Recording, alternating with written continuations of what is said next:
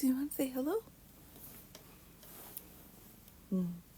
Just good kitty. Mm. Mm. Hello, hello everybody. Hello. Oh, hello. Hi everybody. Hello. Just have a little bonus live this morning. Hello, hello, hello. Yep, here's the kitty. He's ready to go though. He's ready. He's like, let me go. So I'm gonna let him go. Hello everybody. Hello. Have a bonus live this morning. I wanted to hop on and say hello. I feel like a lot of people were feeling kind of bummed out recently, so I wanted to hop on and say hello. Happy Saturday. Hi, hi, hi. Good to see you. Oh, thank you. Thank you so much. Yes, good morning. Good morning, everybody. We've had quite the week. Hello. Yes, this is my face. Yes, I do. I do usually have my hands, but sometimes I like to show my face just to come on and say hello. Good morning. Yes, good morning. How is everybody doing? Yes, it's been quite a week, hasn't it? Oh, thank you, Estelle. Thank you. It's been quite a week, everyone. I felt like I needed to hop on and see how everybody was doing with this crazy week that we just had. So, good morning. Good morning. Hello, everybody. Happy Saturday. Yes, well, your hair's getting long. Yes, yes. I do have a filter on though, everybody. These freckles in my eyes, all right? So just keep that in mind. What in the world with the Colorado case? Oh, I know, I know. So it's been quite the week, everyone. It really has been. And with the Supreme Court case, oh, thank you, Brenda. With the Supreme Court case being heard, I know some people may be feeling a bit down, but I think we're doing okay. I think we're doing okay at this point. What are your thoughts on the Florida docs case? What's happening with Cannon? Great question, Kelly, and I wish I knew. I would say right now we are in a bit of a red zone in the Florida case, everybody. Judge Cannon, yikes. Jack has just filed a motion to reconsider, and usually we don't file motions to reconsider unless we want to kind of give the judge one more shot before we appeal them. So I think Jack might be getting ready to appeal. He's getting frustrated with how she's working the SIPA situation, and I don't blame him. It is unusual, kind of how she's handling this. When we've got classified documents, we have to be pretty careful. So he's got some questions for her. We'll see how she deals with it. I'm not sure, Jess. I don't have the paperwork in front of me, but I know it's coming up. We're really struggling here. The weather's nice in Florida. At least you have that. Absolutely, Lexi. Absolutely. Hello, Deborah. Hello. Good morning or afternoon, however it is. Yes, Morak showing her favoritism. Yeah, we've got some questions about Judge Cannon, and I think those are fair questions to ask for sure. We will see what happens over the next couple of days. I think we're going to start to see things actually pick up. I think the pace is going to pick up over the next few days because we have the immunity that's probably going to be appealed. We've got the Florida SIPA situation going down. We have another situation in Georgia where the DA is asking the judge to kind of move that hearing. So we've got a lot going on this week. Hello, hello, hello. Good to see you. Good to see you. Love your content. So nice to see your face. Oh, hello. How scared for democracy should we be?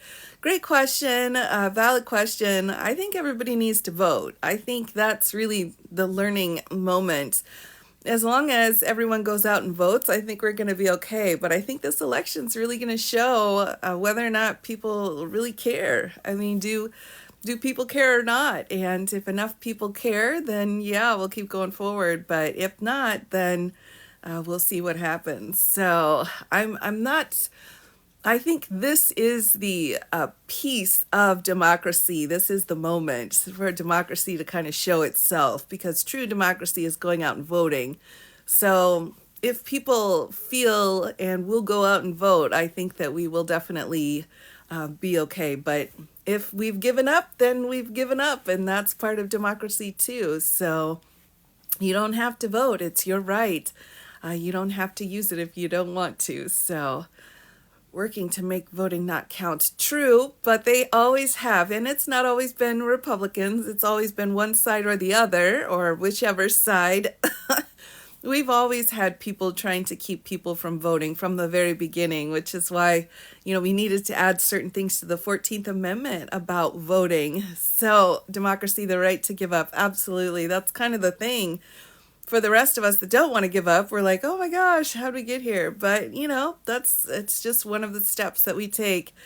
But I would say, we're going to be okay. We're going to be, we're going to be all right as long as we go out and vote. If we don't, again, I think we're going to be struggling. But yeah, that 14th Amendment they put into place saying if you were 21 and older and you were a male, you could vote. And that was really where we changed the course of how our voting had been done previously. So after that, we just had kind of this cascade of voting amendments that came into place after that. Right, right. Yeah, it's up to you. Oh, I know we're struggling, everybody. I know. I know. And it's overwhelming because it seems like when we have these kind of lulls in the news, then something has to be kind of escalated in order to get everybody like back into a exciting mode. So, we haven't had a lot of filings in the Trump cases recently, so it seems like any little thing is just getting blown up so big at the moment. Even though technically, things really haven't changed that much from a week ago, but I suppose that's how it has to be. So I think that's how, the news gets created and we move forward from there. But I'll be glad when all those are over. I agree, Phyllis. I'm with you. It's been a long road. It's exhausting, everybody. It really is exhausting. And we have so many of the civil cases.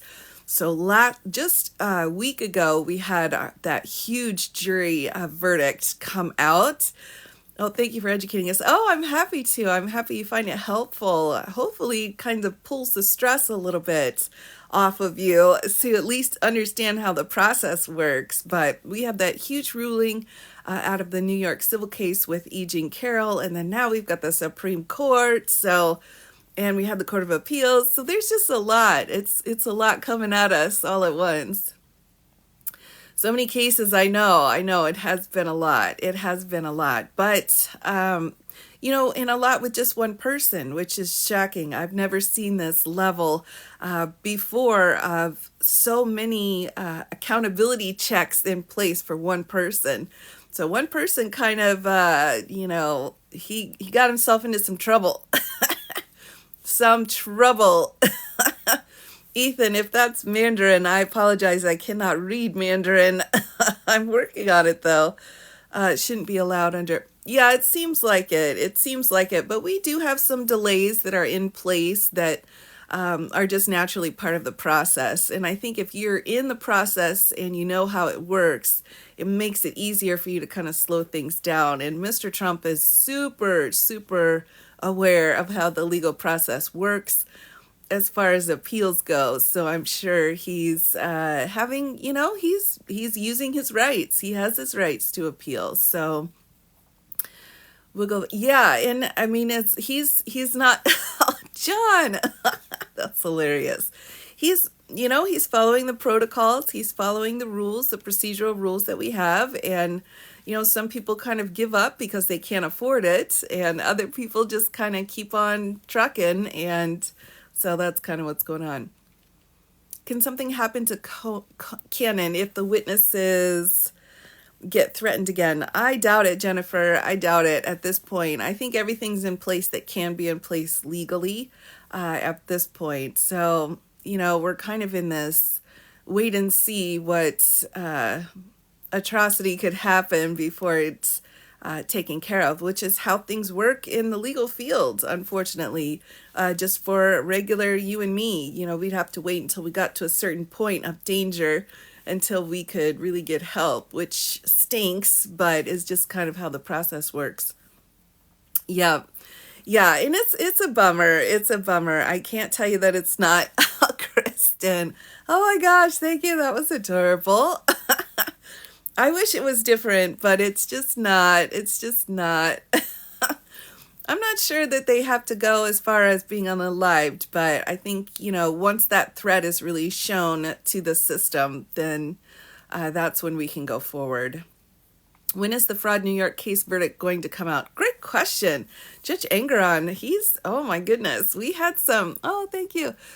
We were supposed to see a decision last week, but then we had some interesting things kind of go on that murkied the water, and we had some letters that were exchanged between defense counsel and Judge Engeron, and he's trying to get things sorted out, I think, before he finally files. And so it leads me to believe his decision's actually already written and already is made, but he's adding like the final touches on when it comes to this kind of perjury question. So, and more money was found. Yeah, there's several things that are coming out. So right now we're talking about Judge Engeron in the New York civil case, and his decision was due out a week or two ago, and he put it off a little bit, and I think he's just getting the last pieces that he needs in order to put it out. I think we'll get a decision this week, honestly. That's my feel. He wants to wait for the perjury. Perhaps, but I think he also, oh, thanks, Kristen. I think he wanted to get the information, and once he has the information, then he'll feel more comfortable putting his opinion out.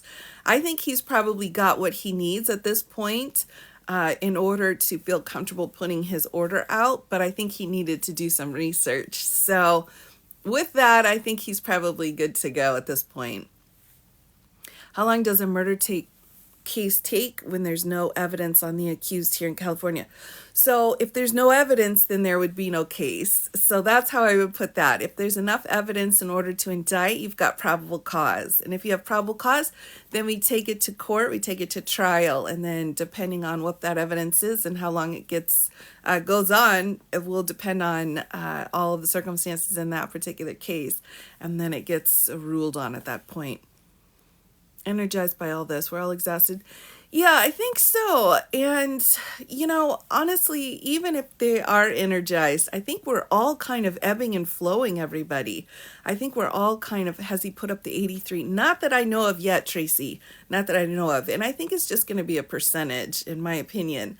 But I think we're all kind of ebbing and flowing. I think they're getting exhausted too at certain times, and then coming back and like getting a second wind in the same way that everyone else is.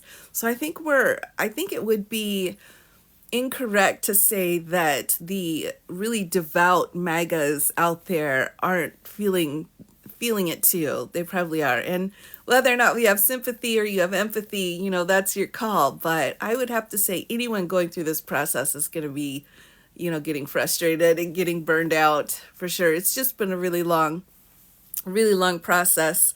Justice is a marathon, not a sprint. Excellent point, Susan. You got it. Oh, Kristen, thank you so much. Do you think SCOTUS will release an opinion on Colorado sooner than June? Oh, that's a good question. I was on a couple of times over Thursday with another wonderful creator in Bellicose, and that's what I call him. He's such a great creator, and we were both we were thinking probably 4 to 6 weeks for an opinion to come out. So I'm thinking we'll probably get something before June, but not much sooner than that. And that's just my guess, my estimate here would be before June, but we will have to see. There's a lot of intricacies and a lot of things they have to be really careful about. And I think they're going to really craft that opinion so specific, a lot like Bush v. Gore, but even more specific so that it applies just to this situation, this set of facts, so that it cannot be replicated in the future. And I think it's going to take some time for them to figure out the proper words. It's going to take some time. Did Thomas truly fall asleep in that hearing? Probably, Thomas probably falls asleep in all of the hearings at some point. I don't doubt it. And a lot of our judges do. Any of our Supreme Court justices at our state level or any of our appellate judges, when they're sitting up there, every once in a while you'll see one doze off, and you might raise your voice and be like, "And another thing," to try to get them back. But yeah, sometimes that happens for sure. And it goes to show too that the arguments, are, it's good to have the arguments, but these judges, they're looking at the paperwork, they're looking at the research, they're looking at the briefs. So it's not, we don't necessarily have, oh, Deborah, you need to unmute Lucan 8. Yeah, go ahead and unmute him, Deborah. He's an old friend. But I would say that a lot of times we have situations where our judges are just looking at all of the briefs and just not even paying that much attention to the oral arguments. So sometimes Biden falls asleep. Well, we all do. No, it's okay, Deborah. That's all right. Nope, you're good to go. Yeah, but I think it happens. We have a lot of our judges that do that quite a bit. So I wouldn't be too surprised. I wouldn't be too surprised if Thomas did. SCOTUS doesn't appear to have what it takes to do what sane people know to be a good choice. Yeah, we'll see. We'll see, everybody. We have a couple of extremely strong justices sitting on the court when it comes to Alito and Thomas, but then we've got Kagan and Sotomayor. So we've got those kind of balanced out, and the rest are kind of interchanged in there. Do you ever just get really angry at how the whole legal system works? Yes, I do. I get very frustrated. About it. And I take a minute though. What brings me back is that I have to figure out what's better. What system would work better with a country this size? I mean, we're like what, are we the fourth largest country in the world? Is that right? I'm trying to remember. My stats come back to me. I'm trying to remember. But we're huge. We're a huge country, and with a huge diversity in it. And it's so hard to figure out what would work better. I'm not sure. Population or geography? I think geography is what I was thinking, like technically land-wise. I think come on, right? It's enormous. Like if you think of the other countries of this size, and we try to figure out how to work the system the best way, it's hard to figure out. It's hard. Thomas should recuse himself. Great question. And, a lot of people feel that way. A lot of people, I think it's fourth VC. But a lot of people felt like he should have recused himself. And he had some involvement. His wife had some involvement. This is such a huge case, though. I would have been surprised if any of the justices would have pulled themselves off, because it's up to their discretion. It's up to them as to whether or not they would recuse themselves. And on a case this big, I think everybody wants their name on it. Am I a trial attorney? I was a trial attorney. I do not go into trial anymore. Yes, nope. I've tried a lot of cases. Didn't recuse himself with the Eastman. He did, Miss Julie. That's an excellent point. With the Eastman case, he did. Yep. Oh no. Comment ban, VC. He should retire. Yeah, he really should. But we would have said the same thing about Ginsburg. Like, come on, ma'am. Thank you. He should retire. Yeah, he really should. But we would have said the same thing about Ginsburg. Like, come on, ma'am. Thank you. But let's go. But she still had work to do. And I'm sure Thomas is like, I've got some stuff I got to sort out before I can leave. Because if he leaves under this level of craziness going on right now, it's going to be frustrating. After Cannon's responses yesterday, she needs to be recused. I think we're not necessarily starting down the road of recusal, but we're definitely starting down the road of appeal. So I think we are getting very close to her choices being appealed.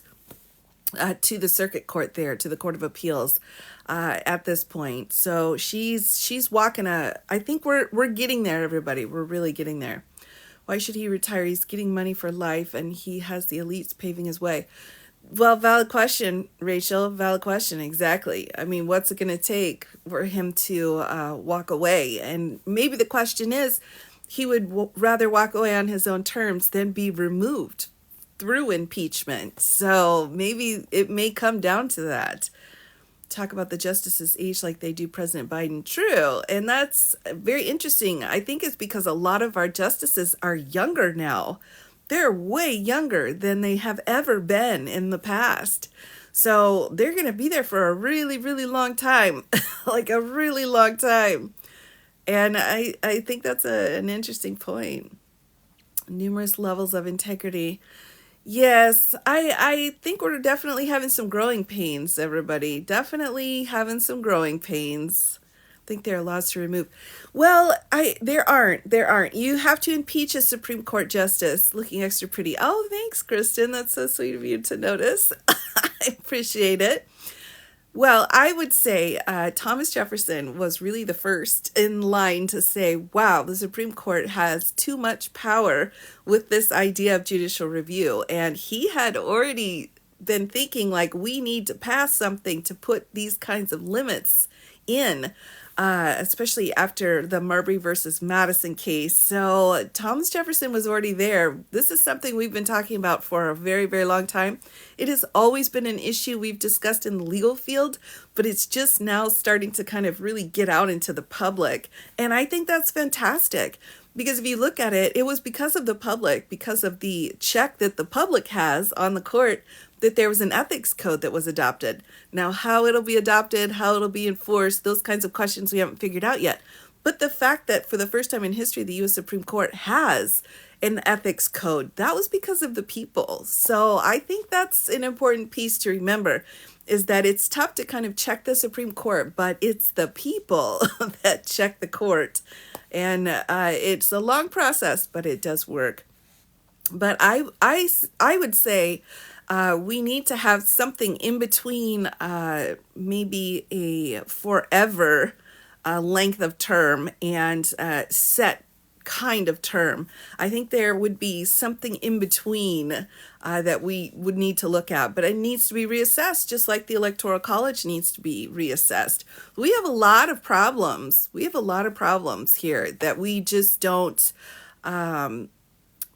really see until it pops up and gets into our and gets in our face. And so now we're seeing these issues with Section 3 of the 14th Amendment. We're seeing these issues now with the forever terms for them, and even the age terms for our presidents and the age qualifications.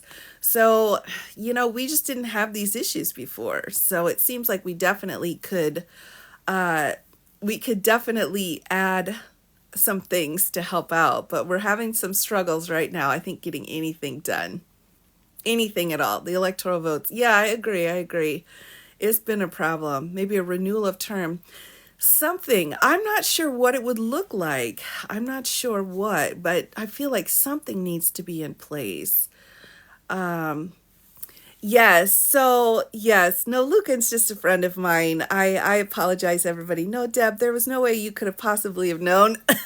He's usually doing something else anyway and doesn't usually come on. So he just happens to come on. And sometimes he's a bit controversial, Lucan. So no worries. That's no worries whatsoever. There's no way you could have possibly have known. No one should be in office if they're older than the retirement age. That's a really good point. I think that's a good point to bring up. I mean, it should be like the end of the president of your career to be going into the presidency. But I'm not sure that's always a good idea. I mean, we've had some problems with how old our presidents have been. A 10-year term for Supreme Court. Yeah, perhaps, I would say. Oh, I know I know. Hey, you guys are all, my moderators are amazing. Each and every one of you, and you, Deborah, do an amazing job. So no worries. But I think if there was some kind of a limit on there where the judges could I'm just wondering if they would feel pressure then to do more work or more more huge work, I guess. So maybe the smaller cases that we need decisions on, they would pass by because they've only got 10 years to kind of make their mark, if you know what I mean. But I don't know. I don't know. I think we need to have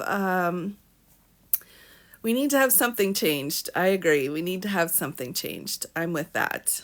Shouldn't SCOTUS retire? Yeah, although I'm not sure. Sometimes with age it's kind of tricky because with age, some people, I mean, there are some people who are amazing when they hit 70. They just are like, a really good wine that gets to a certain age and it takes a little time and then it's like the perfect time. So, I'm not sure. I'm not sure how we need to answer those questions, but they're valid questions. They're absolutely valid questions. I remember thinking as a little girl when I was just learning about how our system works, just learning about it, thinking, okay, well, the executive branch is checked by the legislative branch, and the legislative branch is checked by the judiciary. So who checks the judiciary? And I remember really chewing on that and being like, yeah, the Supreme Court's got a lot of power, like a lot of power. With age comes wisdom and experience. True, true. But there's this fine line between age giving wisdom and experience, and then also like, when you start going back down the hill. So it's like, am I at the top of the hill or am I going down the hill? These are hard questions, and it's a person by person situation. Stuck in your ways. Yeah, I agree. I agree. Mental acuity. Yes, that's what I'm talking about. Yep. Oh, that's what I'm talking about. Absolutely. Yeah, I think it's important. I think it's important. How much younger was Kennedy to Obama? True, true. Obama was pretty young, for sure. What do you think about expanding the court? I'm not a big fan of expanding the court. It's already enough work. I don't think that expanding the court is going to change much. I think we've got 9 now, and before in the past we've had less, we've had more, and I don't think the number is really going to matter. I think it's just, we're kind of in a weird situation where we have several really young justices that have been appointed where we haven't had that before, and we have some extremely conservative judges who are, they're getting called out for bad behavior. And, we didn't used to do that. So I think it's, I'm okay with 9. I'm okay with 9 at the moment. But if we decide to add more, that's fine too. And some extremely liberal judges. I don't know that I would say extremely liberal at this point. The only judge that I would say would even come close to maybe being extremely liberal would be Sotomayor. And she's, it's not even that extreme in my opinion. We don't have that level of extreme on the liberal end. And I'm not saying we should have the extremes on either end, in my humble opinion. So yeah, we just don't have it. I mean, if you look at Justice Kagan's decisions, it's a mixed bag with her. And with Ketanji, she's just joined us. By the way, I mean no disrespect to Amy and Ketanji, but if you have 2 last names, I'm going to forget one of them. So I'm just going to use the first name because that's easier for me to remember. But I don't think extremes on either ends is necessarily good in my opinion, in my humble opinion. So like the Chief Justice, I think he's kind of, in the middle, but leans conservative. Alito is just out of line, in my opinion. He's just out of line. That's just how I feel about it. Packing the court will create extremes. Absolutely. And that's one of the things that has been an issue since the beginning, since Marbury versus Madison. That original case, everybody, that set out judicial review was about John Adams packing the court. And that's what he was trying to do. He was trying to put judges into federal court positions that were sympathetic to him. That's how this all started, was because the president was trying to kind of, get the court on his side. So it's always been a problem. It has always been an issue. And I think it's one of the byproducts of our system of government. What did you think of Putin's interview? I've not seen it. I've not seen it, everybody. Was it interesting? Was it? I mean, did he say anything that was... Couldn't Congress pass a Judiciary Act that null and voids Marbury versus Madison? So that's a good question, Kyle. And because it's such an it's such a huge historical case, I don't think it'd be possible for Congress to pull judicial review from the Supreme Court. He mocked Tucker. Well, I don't doubt it, everybody. I don't doubt it. You know, as many of you know before, I have an amazing two mother-in-laws. I've been blessed with two. And one is originally from Russia. And I've heard a lot of very interesting stories about that situation. She, of course, is an American now, but her mother is here. And she is not. It was full on Putin potato. Oh my goodness gracious. But it was Tucker after all. Well, right. Yeah, there's been a lot. Every time I go over and visit my in-laws, it's always Russian television just blasting. And she has headphones, and so she listens to it. But sometimes it's like, what is this? Oh my gosh, when you actually see the Russian television and you see what they're broadcasting, it's just like, wow, you have a completely different perspective on world events than what we see here. So it can be a learning situation, like a preteen boy after too much Mountain Dew. Oh my gosh. Oh my gosh. True. I think I can totally see that. Hello, Dave. How are you? Russian state media. I know. It's a lot. Especially when Ukraine just happened that first year when I would go over and visit and I'd be like, hi, what's this? Propaganda TV? Well, it works. You know, I mean, it absolutely works. And, you know, we deal with that over here too, not as extreme as we see in other countries, but we still deal with it too. So what are your recommendations for undergrads wanting to start studying for the LSAT? Okay, so I think any of the prep books for the LSAT work out well. They give you the structure. It's all about being able to take the test. It's not necessarily, I have to know the answer to everything. You have to know how to get to the answer, and you have to be able to get to that answer in a short period of time. So I would say my highest recommendations are you can read through a book. You can go, YouTube has some really great tutorials on how to take it. But the LSAT is a test on how to find an answer in a short amount of time. So test yourself on it. The practice tests are the key to the LSAT. That's the absolute key. Sit down in the situation where you would be in when you're testing. Time yourself. Take as many tests as possible. Exactly. You got it, coach. Exactly. Take as many practice tests as you can and time yourself and then walk away. It's such a hassle. You're like, oh, I don't want to do it. Kaplan's excellent. Yep. Like I'll just take it and test it a few times. You really have to recreate that moment. And each time you test, by the time you're done with your practice test, the score you get on your last practice test will probably be the score or very close to the score that you get when you're done. Yeah, exactly. Could you legally put Carlson in a headlock?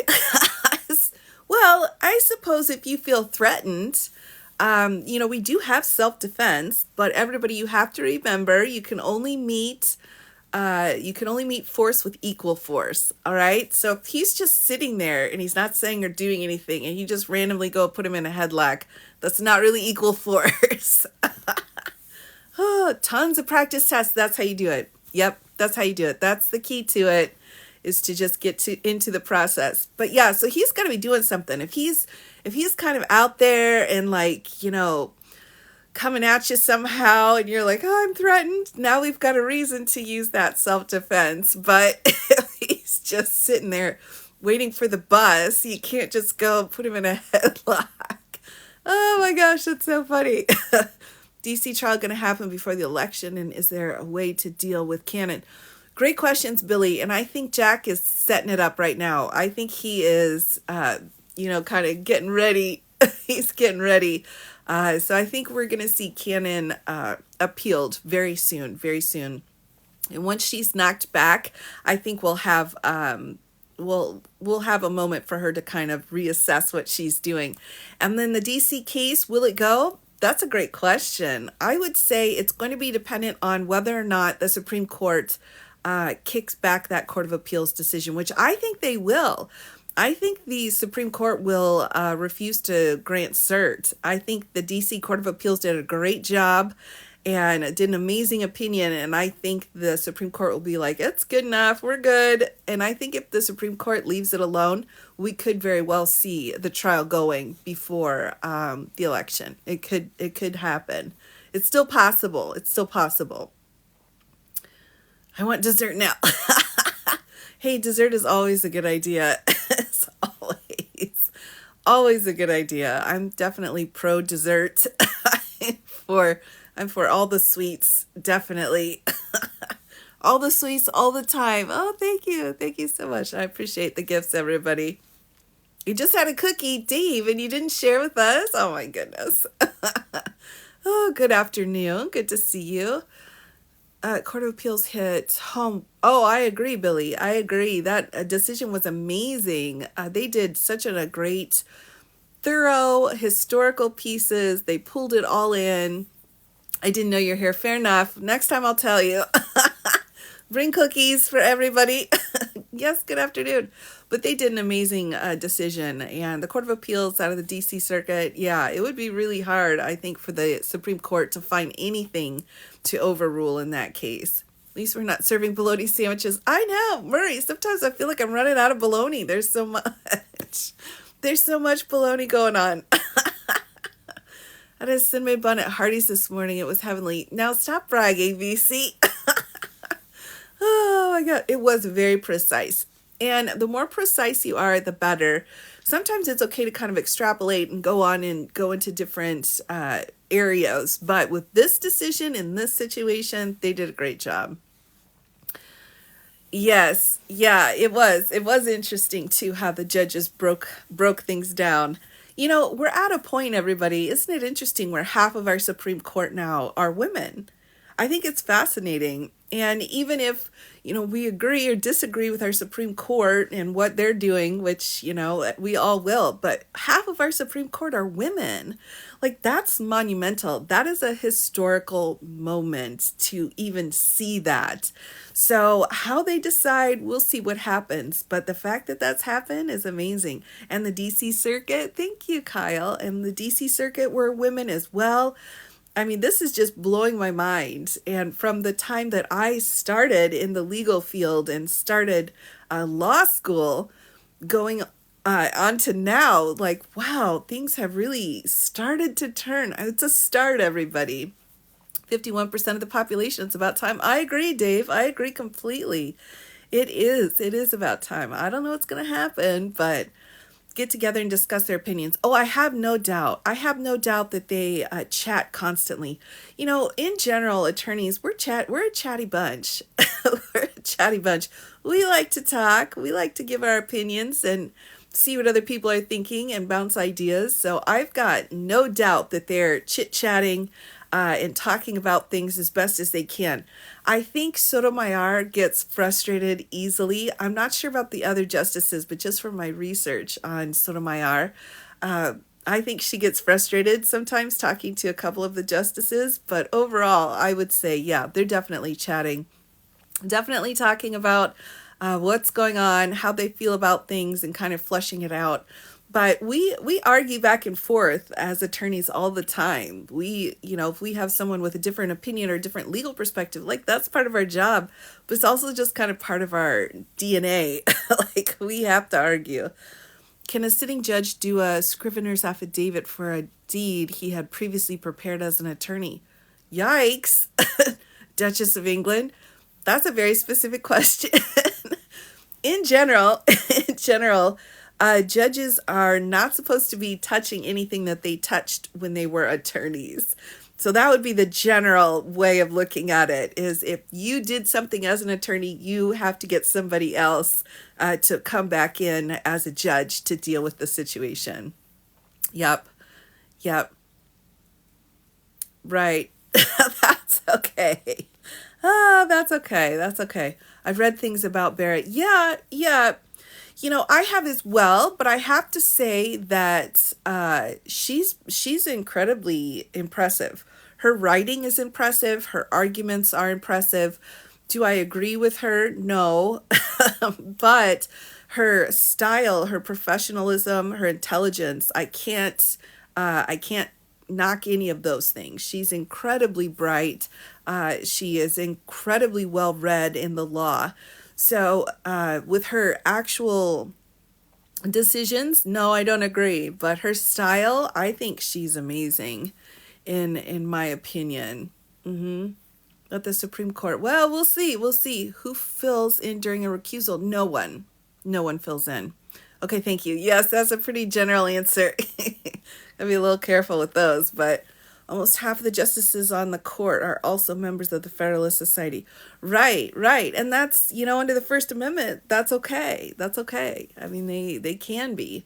It can be, and that can be good or it can be bad. I agree. I found her impressive. Though I don't agree with her, lots of pushback for that too. Yeah, absolutely, absolutely, and I agree. Like her ideologies and her basis for where she comes up with her decisions, I just disagree with, just blatantly disagree. But her manner of doing it, I think she is incredibly intelligent. What do you think all the SCOTUS questions were more about the 14th and not about Trump's actions? I think honestly, the judges had so many questions, and this was such a huge case that they just got the most questions they could get in the short amount of period of time. I think they all would have wanted another hour to ask questions. Like they kept hopping around because they kept and cutting the attorneys off, and they did a lot of that because they wanted to get their questions answered. And I think they had a set of what's the most important thing and wanted to hit those points. And I don't doubt that those were important things on the list. As we saw, Katanji really had started asking those questions about insurrection, but she lost her time. Her time finished. And so they had to keep, Kristen, they had to keep jumping all over the place. And so I think that was just part of the problem, was they just didn't have enough time. Why can't they just extend the time as their court? Great question, Jennifer. Although if we did that, it would go on. It could go on for days. We could all be there for days and days and days talking about all of these things for sure. There has to be some kind of a time limit. And if you don't have a time limit as a lawyer, you're just like, what's happening? You really can't get yourself sorted out. So you've got to have some time limits for sure. But it also forces them to really hone in on what they specifically need an answer to or want to hear about. How many poor people have you helped? I've tried to help as many as humanly possible, including myself as a former very poor person, including myself. So do some of them always ask questions like they're a bunch of mean girls cornering someone? Casey, that's a really great point. And no, not always. Although, if you ever heard Scalia, oh my goodness, he was just always like, no, no, no. If you ever listen to any of his, when he questioned attorneys, he's like, well, you're wrong. So why are you even here in front of me? I always thought that was interesting. But, yeah, they'll butt in because you have to keep in mind the justices they're thinking of themselves the whole time. They don't even know you're there. All they know is that they have something they need an answer to. And so they're trying to get that answer. And if you're not giving it to them, they'll smack you around. They'll be like, no, that's not it. That's not it. No, that's not what I'm asking. So, it's not really about, oh my goodness. Oh my goodness. It's not really about interrupting the attorneys. It's about like getting the attorneys to stop so they can get their answers. That seems really important. No, you can't. Screenshot. Kristen. Oh my goodness. Yeah, yeah, they do. And all of our courts do that. When we're just arguing, when we're not in front of a trial, when we're not in a trial and we're just making arguments, then we have our judges will interrupt us all the time because they're trying to get the answers that they're looking for. They have a set of questions they want answers for. For some reason, maybe it was one little piece in your brief that they wanted to hear fleshed out. There's a lot of different reasons for that, but they'll just, you're lucky if you get even a minute of your own argument done. And in these Supreme Court arguments, they were real quick. They were just like, here's two or three sentences, and then boom, we're open to any questions that you may have. Like they really needed to. Gorsuch was rough. He was cranky. Good morning, Tiffany. Good to see you. Gorsuch was grumpy for sure. And I think part of the reason why he was grumpy, here's my thought, was because the Colorado Supreme Court cited a case that he held on. So they had cited his case, giving authority to them ruling the way they did. And so I think he was ready to kind of smack them around a little bit for that. So he was grumpy. Sometimes he's like, oh, whatever, this is this and that is that. But he was in a grumpy mood, and he can be that way. He can be ornery sometimes. Heard Clarence was dozing off. Yeah, probably. I wouldn't be surprised. He was mad because they didn't have any beer. That could be. Thomas is usually lost. I'm surprised that Thomas asked questions that made sense. Now, they didn't make sense to what the case was about, but they made sense just as regular English. So I was happy with that. I thought he did a great job. Why isn't Thomas recused himself? It's going to take a lot for him to recuse. It's going to take a lot, for sure. But at some point, he did ask questions. You're right, Dave. But some of them were like, what? Are we listening to the same case? So, I know I'm supposed to respect them, but right now I don't at all. Jan, I think that's so fair. And we have to remember at the end of the day, and one thing that I think has really slipped through is that they're humans. They're humans. Each one of our Supreme Court justice is a human being, and they have made mistakes. They have screwed up. They have prejudices. They have racism. They have all kinds of issues, each and every single one of them.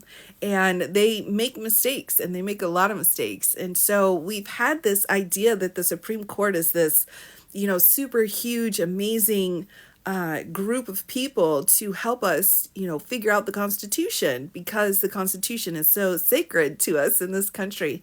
But we've forgotten they're also people, and they're screwing up. And, when they screw up, you call them out. It doesn't mean that they're bad people. It just means they need to be called out. So everybody needs to be called out. And at this point, they're just practicing law like everyone else. Exactly. But the thing about them is that their decisions can harm so many people. So although we can screw up all the time, we're not going to hurt that many people. But if they screw up, yeah, there's a bunch of people that can get harmed. So we got to watch out for that. But on the other hand, yeah, they screw up. They mess up. And, this idea that we've set them so high, I think has been really eye-opening for a lot of people. And I think it's okay that you don't like them. I think it's okay. I think that they are good and bad in all of them. I think truly. And I've read good and bad decisions from all of them. I can't say every decision Kagan has written has been a winner, in my opinion. I don't agree with that. Or that every decision Thomas has written was a loser. He's written some decent opinions over the years. Some of them that I thought, okay, yeah, that's actually really good. I'm not sure about Alito. I struggle with Alito, everybody, but I'm sure there's something in there that he's written that's not all bad, but there's good and bad. And so I think, if you kind of recognize, 98% of the time this is rubbish, but 2% of the time, we're going to get it. And then that really reminds us all that we're humans and they're humans. Alito's iffy. I agree. I struggle with Alito, everybody. I really do. And it's because I've heard his questions during oral arguments so many times, and he's so rude. He's so rude, and he's so Yes. He's got his very strict ideologies, and if you don't fall into that, he will come for you. And even his words, crass, I think that's perfect, Tiffany. Even his words that he uses are words that like your grandpa would say during Thanksgiving, where you're like, you're not supposed to say that anymore, grandpa. You're not supposed to say that. And yet he just says it during a Supreme Court oral argument. And I remember there have been somewhere I've almost fallen off my chair or spit out my coffee because I'm like, did that man just say those words? Like, those words aren't supposed to be said. Like, why did she say that? I thought even Scalia had a bit more polish to him when he did that. So, it's a difficult question. They don't have respect for precedent. And they took away, yes. So I think the problem is that they do respect precedent, but we just don't know when they will. Like, is this a case where you're respecting precedent or not? Like, in which cases do they rely on that history, or don't? So yeah, I think we definitely have precedent that they rely on, but we don't know when and how they're going to rely on it. That's called whoopsie.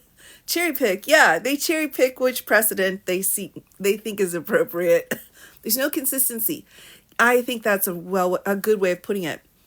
And because we can't see that, and because we have so many flippers, which is what I call them, we have like Gorsuch, Kavanaugh, the Chief Justice, they all can kind of flip one way or the other depending on the situation.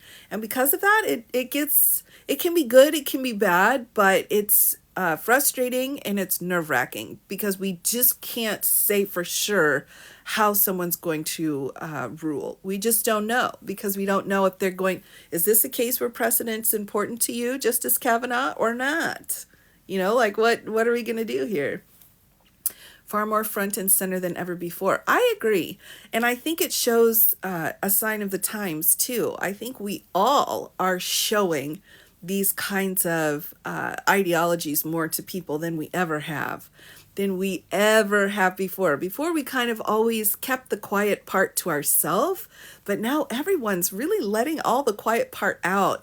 And yeah, we're all on edge. I know. And no offense, Dave, but I kind of feel like we're all a little bit going through New York City. Like, don't get me wrong, I love New York City, but I had a friend that lived there and I said, how come everybody's so rude in New York City? And he said the most perfect thing. He said, we're not rude. We just don't have time for your shenanigans. So you say what you mean. Say what you mean and move on. I thought that was the perfect way of putting it. I think that's true. I think we're at a point now where we all are like, look, I don't have time to sugarcoat everything. This is how this is, and now I got to move on. I got stuff to do. Yeah, and I think it's especially in a lot of our red states, in the southern red states. Hello, Law of the Wild. Good to see you. In our Midwest states, that is quite the change to be like, yeah, well, bless your heart, as opposed to like, no, go on. It's getting to be kind of, yikes. It's quite a bit of a change. I don't know why, but they think it's cute. Oh, talk through molasses. Yes, we all have our our fun bits about us, depending, tired and exhausted. Oh, absolutely, absolutely. But that's the thing, everybody, is that we get tired. I call it my cup has filled up and it's going over the side. So I have my cup and there's too much and it's flowing over the side and I can't deal with it. Put your cup down, wait for it to go back down. Wait for the levels to go back down again, and then you can pick it up again. So when your cup is overflowing, everybody, you got to just set it down. You got to set it down. We try to push through. We try to force ourselves to be like, we still got to slug through, but put it down, put it down. And I was thinking today, like, what are some of the ways that I put the Trump situations away? Because, if my cup is flowing over, I gotta set it aside. So I was thinking, like, what are some ways that I take care of that? And it's not like I do things that I normally need to do. But I do things like, well, I can organize my Funko Pops, or I can rearrange my spice drawer, or, I can pull out all of my Bridgerton books and alphabetize them. you know? Can't let your fatigue keep us quiet though. Of course, Michelle, of course, but you have to fill your cup back up or you've got nothing. So I keep thinking of like all of these ridiculous things. And by the time I'm done thinking of my list and I'm like, I'm not going to do any of that stuff. I got other stuff I got to do that's like priorities. Then it's already left my mind and I can move on to something, like laundry or whatever. Or, oh, I forgot to read that case. I should look into that. So, you have to refill your cup, everybody, and you have to set it down. You have to, they aren't already alphabetized? Well, Jim, yeah, the last couple of years kind of got, they kind of got messed up a little bit. But yeah, I mean, I think some people feel like, oh, if I'm not grabbing at it constantly, then, I'm allowing it to happen. But that's, the other analogy I use is you've got to put your oxygen on before you can put on anybody else's. And if I'm absolutely burnt out and I can't deal with anything going on in the world, in this situation, I'm not going to be of any good use to anyone. And I want to be helpful and I want to help. I want to, try to be there and explain things. But if I'm burnt out, I can't do it. So you have to take a break. You have to step back. You have to put it down. You have to do something silly. You have to watch something silly. I won't lie to you. I spend a lot of time watching Chinese dramas in Mandarin and I can't understand what they're saying, but the costumes are gorgeous. I spent an hour watching a Chinese drama and I'm like, psh, that's it. I'm back. I'm back. I'm ready. I'm ready to go. I'm ready to get back in there. But whatever it is, just something completely different from what you're doing, it can help. So, and it can be frustrating. I get exhausted. It's like, how much longer can this possibly go on? I know. It's definitely a marathon.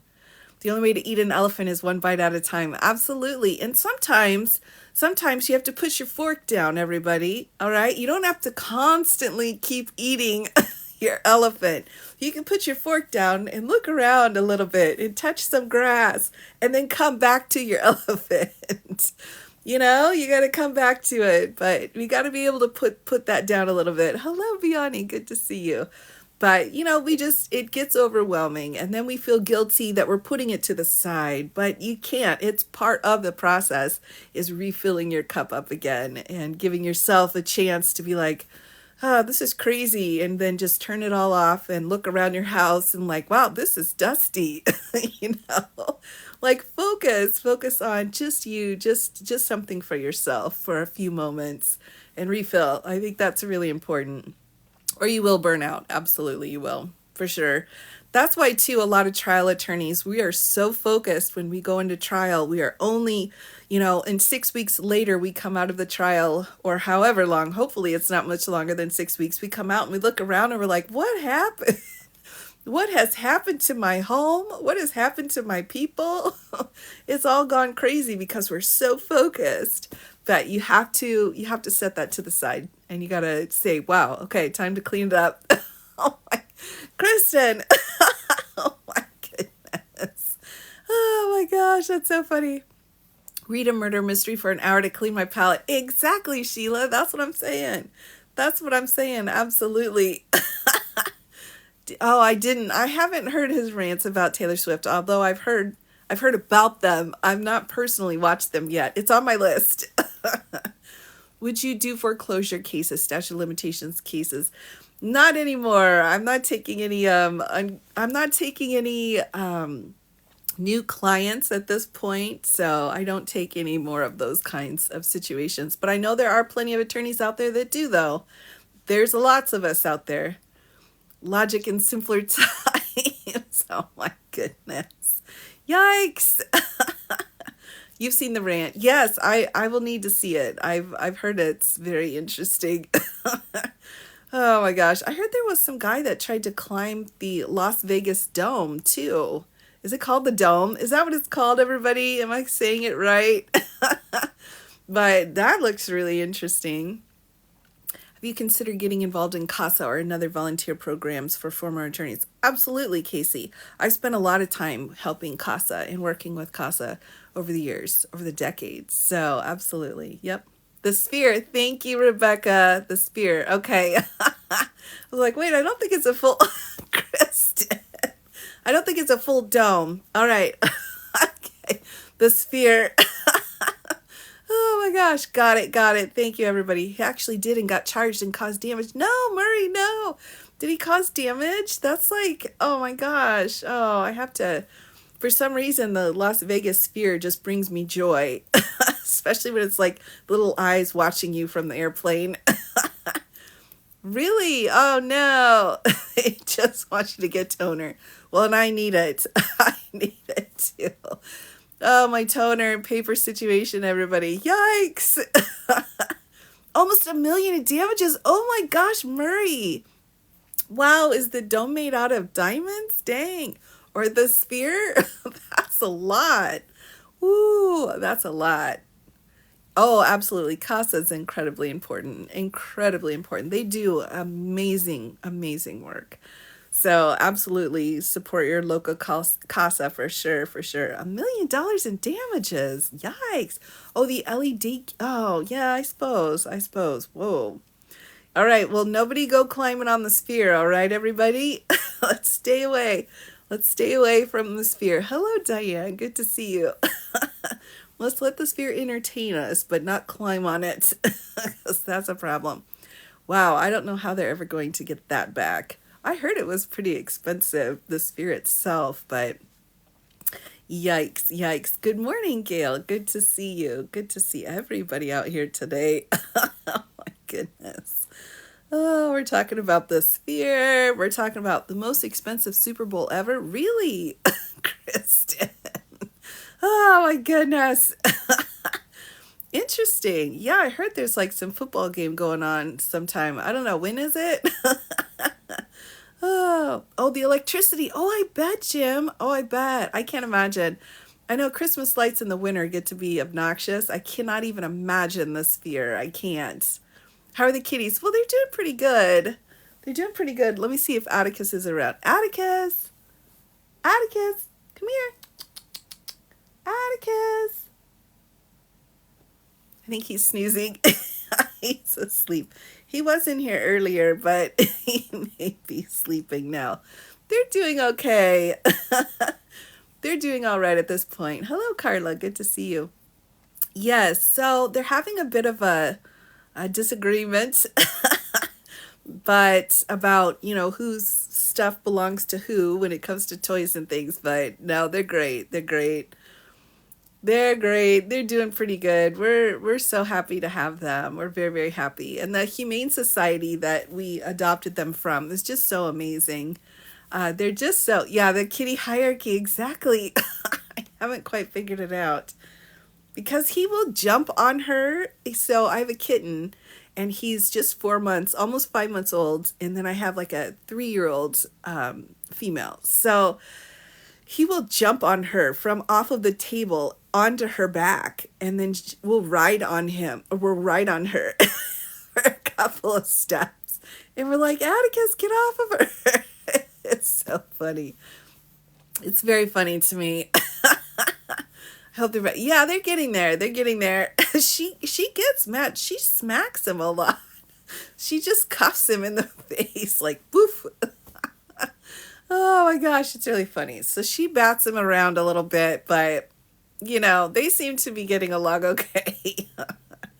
Oh, yeah, they are. They're, oh my gosh. And we really needed like some furry cuteness in our world. So we were very happy to adopt them. They've been pretty funny.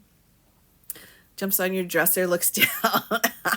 Well, the thing with Atticus is he will just jump on, if I'm in bed, he jumps on my feet and he bites my feet. He bites anytime I move my feet. So if I stay really still, we're okay. But if I move my feet, he'll bite my toes. And so my significant other thinks it's funny. First thing in the morning, he's out having coffee. He'll bring Atticus in and just put him on my feet. And I'll be like, am I supposed to be waking up right now? Because there's a cat eating my feet right now. And he just stands there with his coffee mug and just like laughing. It's just really funny to him that this cat is just eating my toes. I'm like, seriously, you gotta get the cat off. So He's been doing extra chores today. He's got extra chores on his list for all of the cat business, funny kitten business this week. Oh my goodness. But yeah, it seems they seem to be working out okay. So I'm very, very pleased, very lucky, very, very lucky. So yeah, I've just gotta, I don't know. I'm not sure. I'm not sure how he's, what he's doing with that, but it's very funny. Yeah, the nibbles are fun, but those kitten teeth, woo, they're sharp. They're really sharp. Oh my goodness. Well, I'm checking the time, everybody, and I had about an hour, so I should probably go. I need a water bottle for the hubby. That's a good point. I may do that. Get a protection order on the cat. I might need to do that. Oh my gosh. So they are the kitten for sure. Yes, the kitten teeth. So I'll go ahead and sign off for now, everybody. But of course, I will be back for my sub chat Sunday. I just wanted to pop on here quick and say hi to everybody and say, we're all okay. We're going to be okay. So I will be back again tomorrow for sure. And I'll be setting out my schedule for the rest of this next coming week. So it's great to see you all. Thank you, moderators, as always, for coming by and hanging out. Bye, Deborah. Good to see you. Thank you, Sheila, Kristen. You're hilarious. Have a wonderful day, everybody. So take care, and I will be back again very soon, everyone. So have a great Saturday.